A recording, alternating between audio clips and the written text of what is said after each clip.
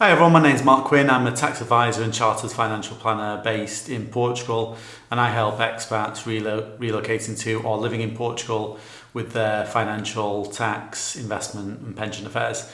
In this video I'm going to look at an investment option called the Portuguese Compliant Investment Bond, and I'm going to compare and contrast it to the last video I did, which was based on the qualifying non-UK pension scheme. So when we're looking at investment options for Portuguese tax residents, we're always cognizant of the fact that investments by default are going to be subject to two taxes. One is income tax on any interest and dividends, and the other is capital gains tax. Now, the standard investment income tax rate and capital gains tax rate is actually 28%, but it can actually go as much as 48% if you're buying and selling within a 1 year period.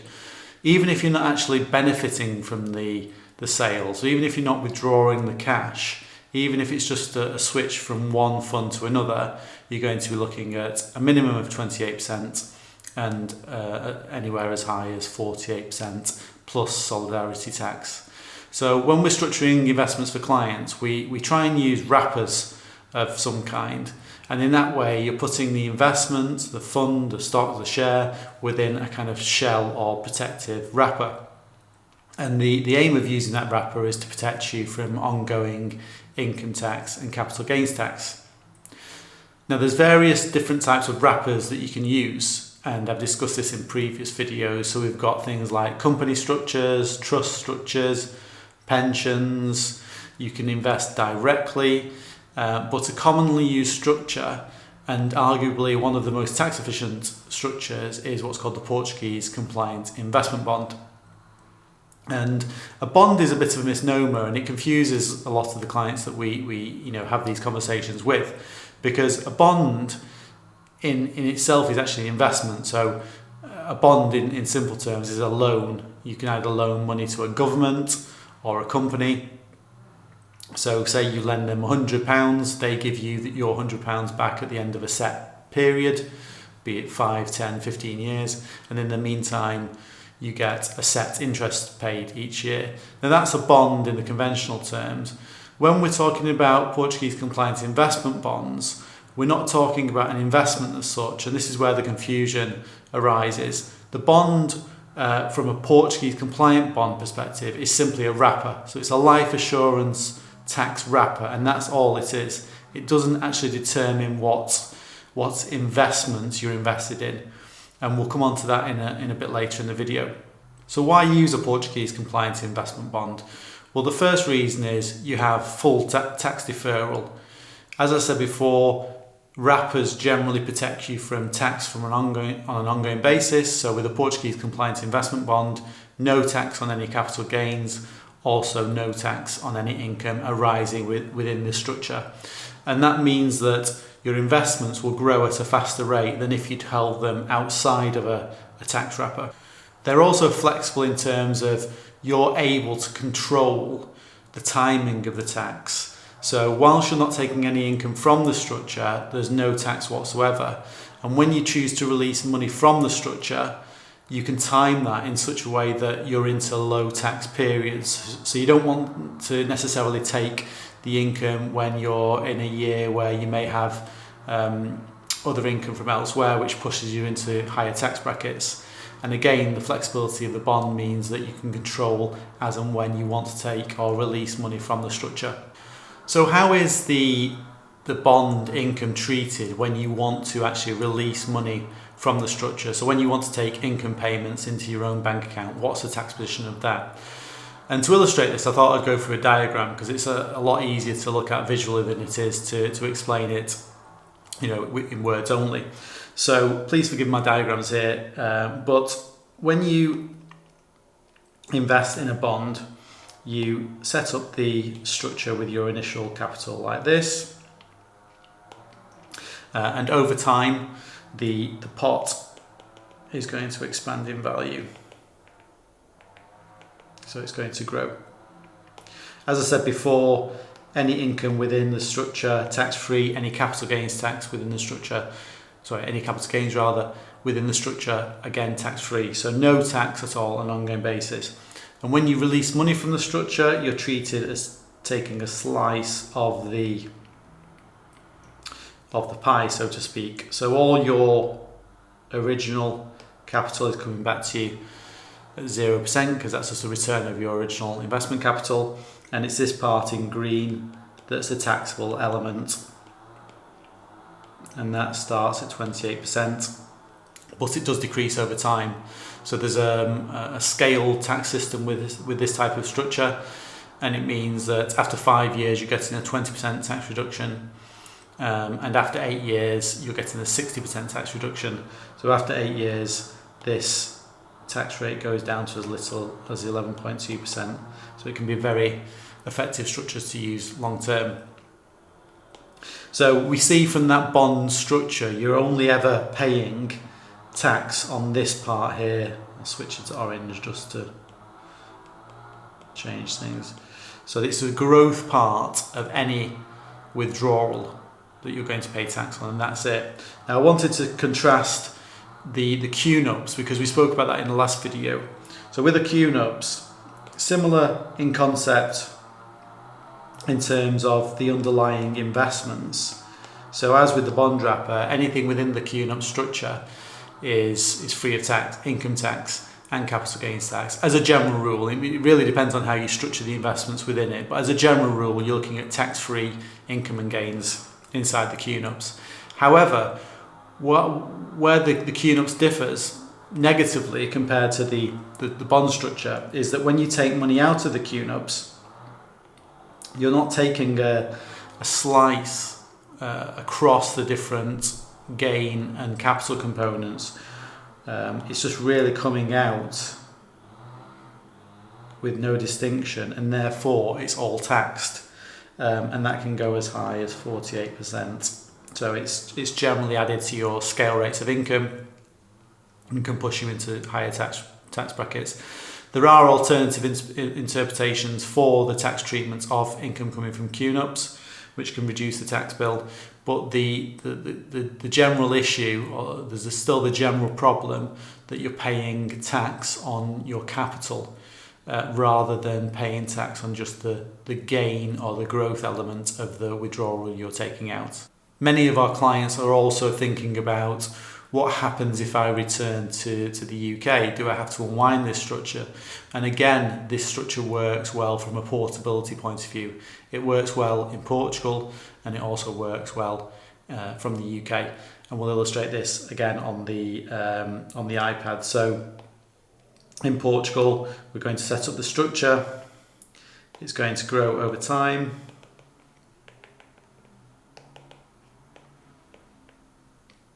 So let's just put some simple numbers on.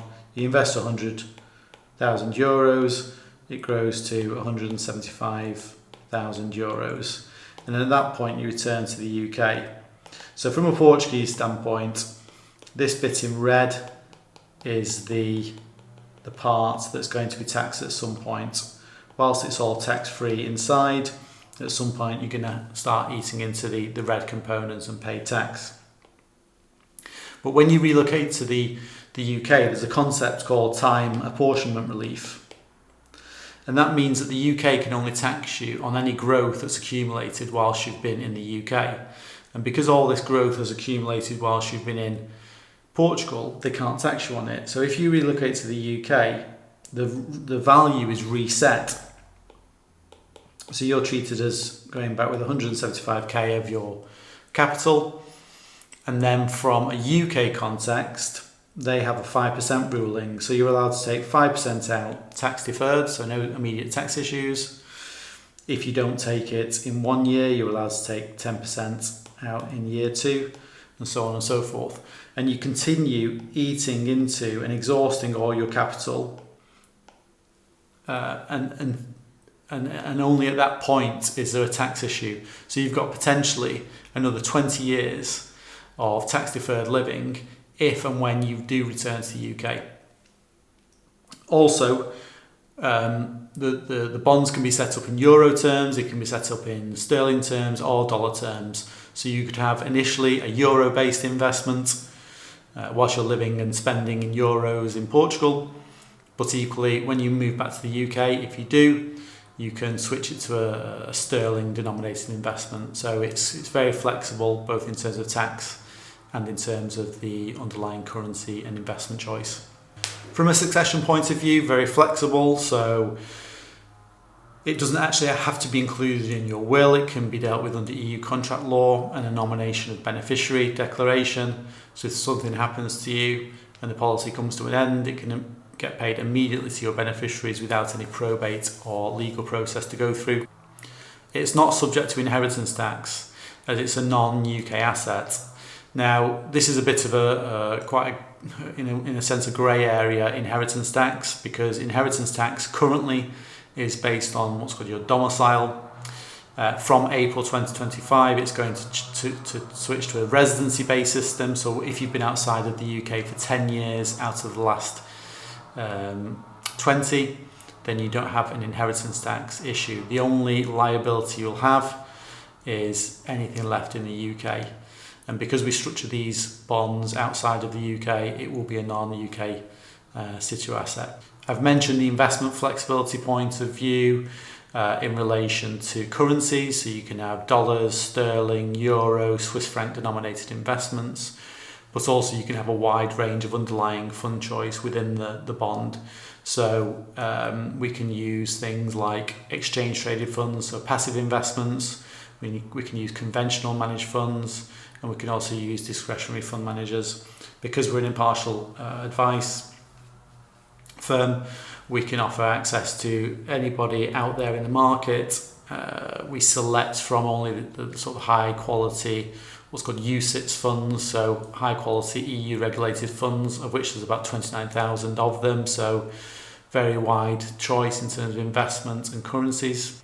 The policy is very simple to administer on an ongoing basis. So there's nothing to report if you're not taking any income from the structure. When you do release funds from the structure, part of it, as I said from the diagram before, will be a gain element and part of it will be a capital element. That's summarised for you at the end of each year that you're taking money out of the bond. You simply pass that to your accountant here and they declare it for you. It's very simple from an admin point of view. It also works well from the perspective of adding to and taking money out of the structure. So all the funds and investment options we use are traded on a daily basis. So there's never any long lock-in periods where you're waiting, months for your investment. Very what we call liquid, so instantly available and at low cost. And you can take out when you want, but also you can add further funds as and when you wish. And the advantage from a tax point of view, and another bonus for the Portuguese compliant bond route, is that any money you add in future always gets backdated to day one of the policy from a tax point of view. So I mentioned earlier, you've got a 5 and 8 year tax reduction. If you set a bond up in 2025 and then say you add further funds in 6 or 7 years time, from a tax point of view, it's all treated as being made today. So you're not starting each additional investment with a new 5 and 8 year time clock again. So that's very, very attractive from a tax perspective. And the final point is with regard to security of assets. As an advisory firm, we don't hold client assets, so there's no risk tied up with us as an organisation. We're also careful in terms of where we place client assets and making sure that there's a segregation of client funds from the actual company.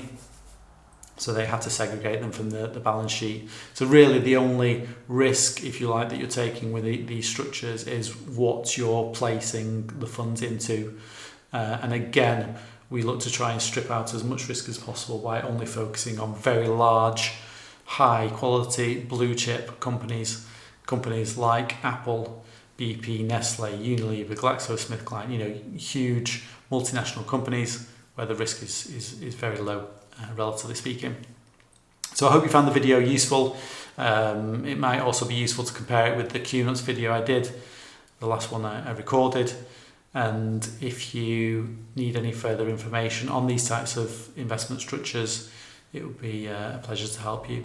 As I said, None of the content of these videos is designed to be advice. You have to take individual one-to-one personalised advice for your specific family's affairs. But I hope you found the sort of brief overview and the information in this video useful. Thank you.